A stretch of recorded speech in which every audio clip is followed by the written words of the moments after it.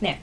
Hey, Dr. Lindsey and Wendy here. This is a 12-and-a-half-month update on a repair of a mid-30s guy with fine hair who'd gotten done someplace else.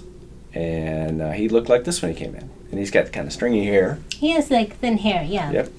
And we drew this plan, and you can see there's hardly any hair there at the edge.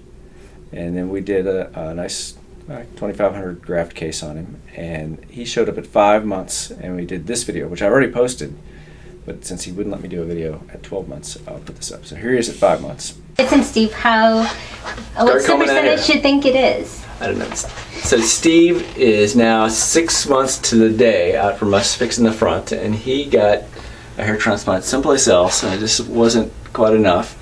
And as I say in all these videos, usually at 5 or 6 months on a virgin head, maybe it's half grown. On a redo head, it's usually doesn't look this good at 6 months. So I think this is a little better than average.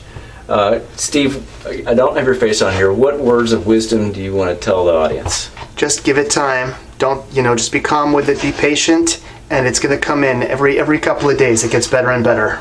And was that pretty upfront with you? Did I give you a bunch of nonsense or anything like that? No, you are no nonsense. All right, spin around, face the wall. I want to show the back of your head. Yep. Lean forward just a little bit. All right, Wendy, show me that scar. That's a short haircut. This is the second time in your head, and that's a pretty good little scar. And I took your stitches out a day early because of a problem in the family. That's right, yep. Okay, that numbness go away pretty quick? It did, actually. Yeah, that was not a problem. All right, Steve, I'll see you in 6 or 7 months. Thanks. Great. And then he came back in a couple weeks ago now at right around 12-and-a-half months, and recall that it takes really 18 months to get your final result in repair cases.